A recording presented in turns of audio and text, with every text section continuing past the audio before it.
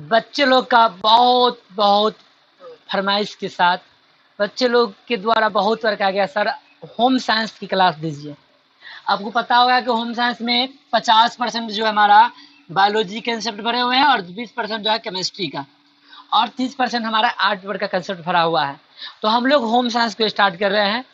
Home science का जो है यूनिट 3 स्टार्ट कर रहे हैं। कारण क्या है पता है यूनिट 3 स्टार्ट करने का? क्योंकि सबसे अधिक जो नंबर ऑफ क्वेश्चन आते हैं एग्जाम में इसी यूनिट से आते हैं, इसलिए हम इस यूनिट को स्टार्ट कर रहे हैं। पहला टॉपिक जो हमारा है, पहला जो टॉपिक हमारा है उसका नाम है धन। क्या कह सकते हैं? धन एक साधन है जिसके माध्यम से मानव अपनी आवश्यकताओं की पूर्ति, सुख सुविधा, जीवन स्तर ऊंचा और लक्ष्यों की प्राप्ति करता है। धन किसे कह सकते हैं?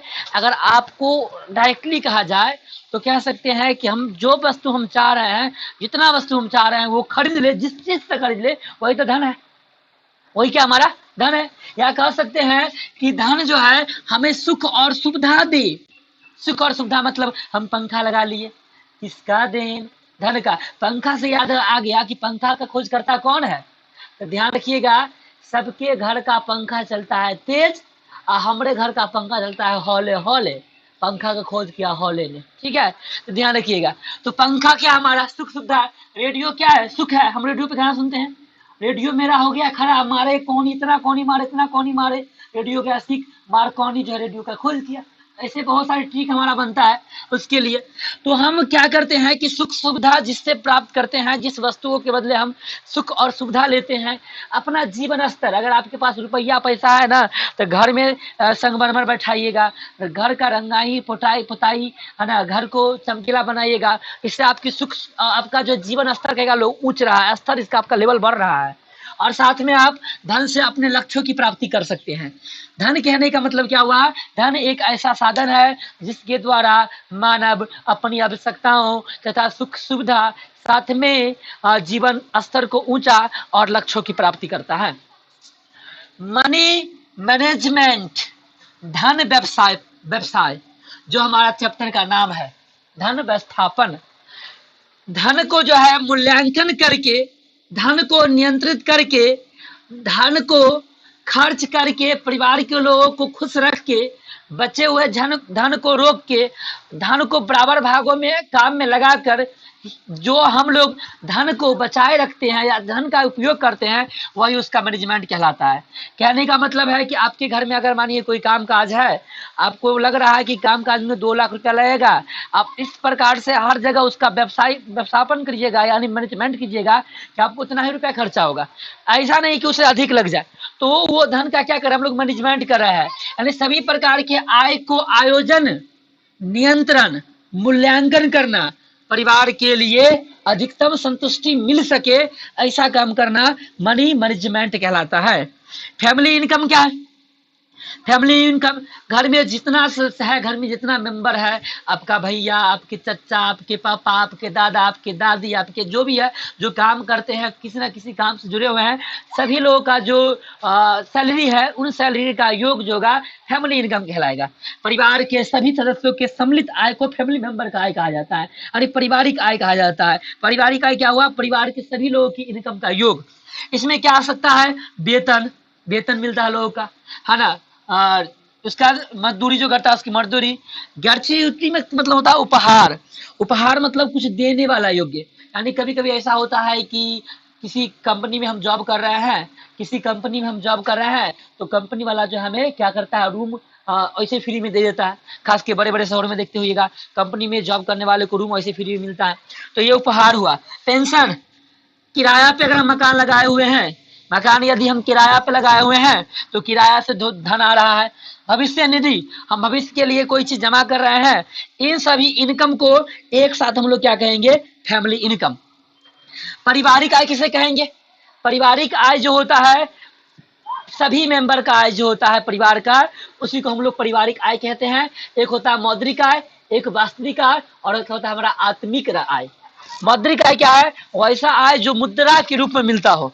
घर में जो रुपया पैसा आता है ना कमा के बहुआ रे, ओकरे मौद्रिक आय कहल जा है। है ना, रुपया पैसा जो घर में आवे है, चाहे वो मजदूरी से अलै, चाहे जॉब से अलै, कोनो सिस्टम से आया, वो हमारा मौद्रिक आय कहलाता है। एक चीज पता है कि जरूरी नहीं है कि जो अधिक मेहनत करे वो अधिक सफल हो। अगर अगर ऐसा होता कि जो इंसान अधिक मेहनत करता है वो अधिक सफल हो जाता, सबसे अधिक मेहनत कौन करता है? मजदूर। तो सबसे अधिक रुपया किसके पास होता है? मजदूर के पास होता है। काम कर, आप कौन सा काम कर रहे हैं, आप किस काम से जुड़े हुए हैं, उसको भी देखा जाता है मेहनत के साथ, कि हाँ इस काम को हम कर रहे हैं, इसमें मेहनत करेंगे, इसमें इनकम अधिक है, ये काम करेंगे इसमें मेहनत कर रहे हैं, इसमें इनकम कम है। तो मेहनत जो है कहाँ आप कर रहे हैं, किस फील्ड में कर रहे हैं, कहाँ किसकी इनकम अधिक है, उसे भी देखा जाता है। आप सोचिएगा कि नहीं हम मजदूरी कर रहे हैं, भर दिन करते रहेंगे, इनकम अधिक आ जाएगा, नहीं भाई। क्वालिटी काम का होना चाहिए, क्वांटिटी क्वालिटी देख के आता है, हमेशा ध्यान रखिएगा। अगर आप हमारे पास पढ़ने आइएगा, हमारे क्लास को अटेंड कीजिएगा, तो मेरे क्वालिटी और क्वांटिटी दोनों देखिएगा कि सर क्या क्वालिटी का पढ़ा रहे हैं और सर के बच्चे का क्या क्वांटिटी आ रहा है। अगर सर के बच्चे का क्वांटिटी अच्छा नहीं आ रहा है, क्वालिटी कितना भी अच्छा है, लात मारो, सर को नहीं पढ़ना है हमें।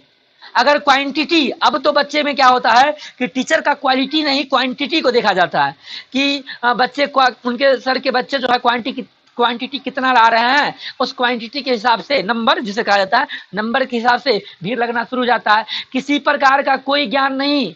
हमने देखा है साइंस रटने का चीज नहीं है, साइंस समझने फीलिंग करने का चीज है। और हमने देखा है कि यहाँ ऑब्जेक्टिव का किताब लाकर, सब्जेक्टिव का मॉडल पेपर, गेस्ट पेपर लाके बच्चे को मार मार के डेंगा डेंगा के टेस्ट पर टेस्ट ले लेके बच्चे को साइंस रटा दिया जाता है। बच्चे अच्छे नंबर से ले आते हैं। जहाँ बच्चे को सिखाया जाता है, फील किया जाता है, बच्चे को साइंस सिखा कर फील करा जाता है, वहाँ के बच्चे का नंबर कम आ गया। अब देखिए सर ये कहाँ जाएगा, देखिए दोनों जगह में अंतर है।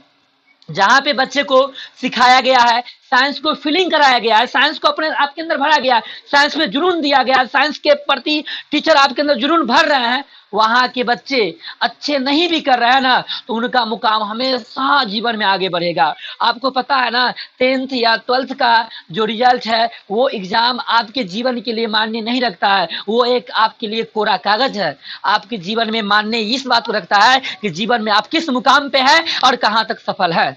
इस बात को ध्यान रखिएगा कि अगर आपके अंदर सब्जेक्ट की फीलिंग आ रही है, सब्जेक्ट को समझ के फील कर रहे हैं, तो आपके लिए बेहतर है। भले आपके पास क्वांटिटी क्यों ना आ रहा हो, आज नहीं आ रहा है, कल नहीं आ रहा है, परसों आपके पास क्वांटिटी होगा, इस बात को नोट आप कर लीजिए। लेकिन जो बच्चे साइंस को, आर्ट को फील नहीं करते हैं, गेस पर से रट लेते हैं और पास अच्छे नंबर से कर जाते हैं, वहाँ टीचर सरे लेता है कि मैंने बच्चे को अच्छा नंबर दिया है, लेकिन वो सरे बच्चे को जाता है, बच्चे ने रट के पास किया है। जहाँ पे टीचर के द्वारा बच्चे को फीलिंग किया जाता है साइंस क्या होता है, उसे जो है उस जगह पे है बच्चे को जो है ये फील आना चाहिए, बच्चे को और साथ में ये बच्चे को फील आना चाहिए कि टीचर सही में वाकई में मेहनत कर रहा है, न कि वहां मेहनत टीचर कर रहा है जहां पे आपको टीचर गेट पर एक्स्ट्रा से रटा रहा है। साइंस पढ़ने का बहुत तरीका एक ही गो है कि टीचर बोर्ड पे आए और लेक्चर देना स्टार्ट करे, किताब पकड़े और लिखाना स्टार्ट न करे पॉइंट पे पॉइंट के। ये साइंस पढ़ने का तरीका बिल्कुल नहीं है। साइंस का तरीका है टीचर आए, अपना एक लॉजिक दे, अपना जो एक तरीका दे, अपना एक मेथड दे, अपना एक ट्रिक दे, अपना एक आधार दे, है ना, एक अपना कंसेप्ट दे, उस कंसेप्ट को डीप बनाए, कंसेप्ट को बच्चे के अंदर फील कराए, दिमाग के अंदर घुसाए, दिमाग में बैठाए, वो फील होता है पढ़ने का एक अच्छा तरीका है। मैं अपने तजुर्बा से हम कहना चाहेंगे कि वैसे बच्चे जो रट के एग्जाम तो पास कर लेते हैं, लेकिन आपको जीवन के अलग अलग परिस्थितियों में वो कभी भी जीवन को ढाल नहीं पाते हैं। और ऐसे बच्चे जो समझ के फील करके अगर चीजों को पढ़ते हैं, वो बच्चे अभी कठिनाई से गुजरते हैं। समझना थोड़ा कठिन होता है, रटना आसान होता है। आप कोई बात दिमाग में रखिएगा, है ना, आप रट लीजिएगा। रटना इसलिए आसान होता है क्योंकि आपको 2 दिन का भूलना है, जो रियली है। रटना इसलिए आसान है क्योंकि आपको 2 दिन के बाद भूलनी है, और समझना इसलिए आपको मुश्किल है कि समझा हुआ चीज आप 1 साल 2 साल के बाद भी नहीं भूलिएगा। इसलिए आप दिमाग में रखिए कि आप वहीं जाए जहाँ पे टीचर आपको कंसेप्ट लेके आए, न कि किताब लेके आए। किताब क्या है यार, किताब तो केवल, अगर आपको किताब में ही पढ़ना था तो आप घर पे भी किताब पढ़ सकते हैं, घर से भी पॉइंट छांट के लिख सकते हैं। किताब मायने नहीं रखता है।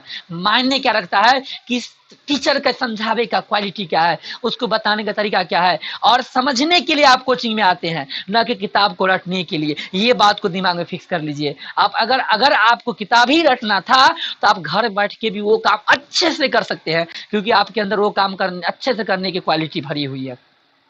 तो हम लोग आएंगे यहाँ पे पारिवारिक आय में। एक हमारा है मौद्रिक आय, एक है वास्तविक आय, एक है हमारा आत्मिक आय। मौद्रिक आय यानी घर का परिवार का वैसा आय जो मुद्रा के रूप में आता है। मौद्रिक आय चाहे वो वेतन से आवे, पेंशन से, उपहार से आवे, ब्याज से आए, लाभांश से आए, मजदूरी करके आए, किराया लेके आए, लाभ कमा के आए, या भविष्य निधि जिसको LIC या जीवन बीमा कहते हैं उसके माध्यम से आए, या आपको बोनस मिले, साल में एक बार या साल में 2 बार भी बोनस मिलता है, उससे आए। ये पैसा के रूप में, मुद्रा के रूप में आया था, इसे हम लोग क्या कहेंगे? मौद्रिक आय कहेंगे। पारिवारिक आय किसे कहेंगे? देखिए पारिवारिक आय यहाँ पे नहीं होगा, यहाँ पर यह वास्तविक आय होगा। ये क्या होगा? हमारा वास्तविक आय होगा। तो वास्तविक आय किसे कहेंगे? किसी विशेष अवधि में प्राप्त होने वाला सामान और सेवाओं को वास्तविक आय कहते हैं।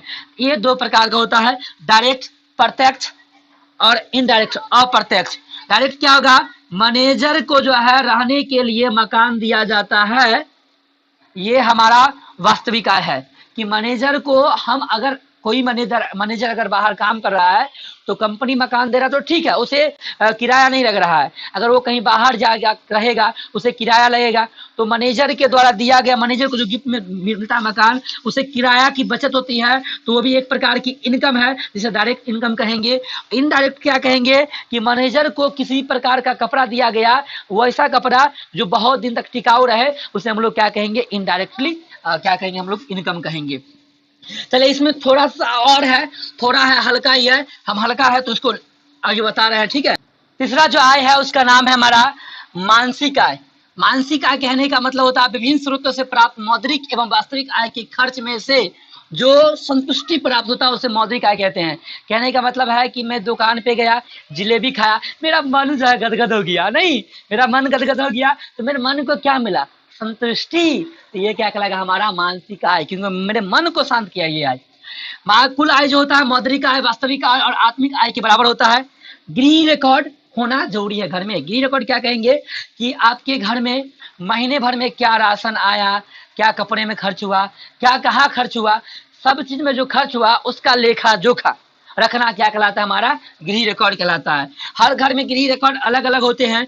कोई सप्ताह पे लेखा जोखा करता है, कोई महीना पे करता है, और कोई एक बार 3 महीना पे करता है, कोई 15 दिन पे करता है। गृह रिकॉर्ड इसलिए आवश्यक है कि आपको कहाँ पे नुकसान हो रहा है और कहाँ पे फायदा हो रहा है, आपकी खर्चा कहाँ जा रही है, आपकी इनकम कहाँ पे रुक रही है, आपको कितना और इनकम चाहिए घर चलाने के लिए, इसकी जानकारी आपको रहता है। बजट किसे कहा जाता है?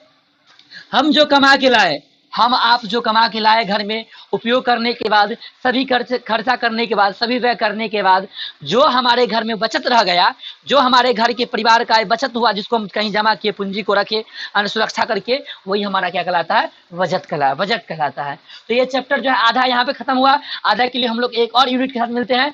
तब तक की बाय, आगे हम मिलते हैं अगले वीडियो के साथ।